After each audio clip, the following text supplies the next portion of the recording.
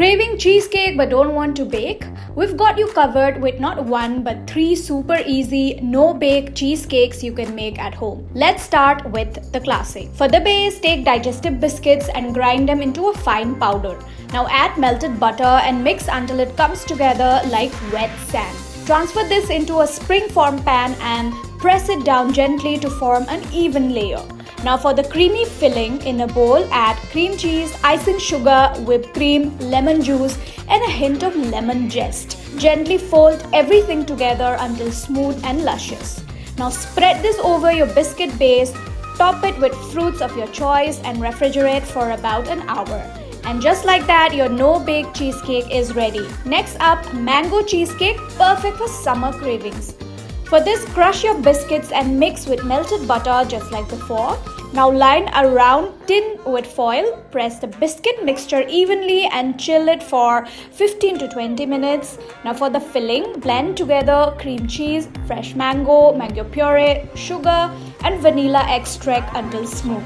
In another bowl, whip cream until light and fluffy, then gently fold it into the mango mixture.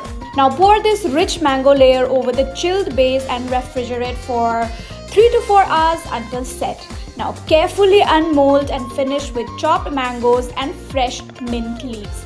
It's creamy, fruity and absolutely irresistible. And finally, for all the chocolate lovers, Nutella Cheesecake. For this, blend digestive biscuits into a powder and mix with melted butter.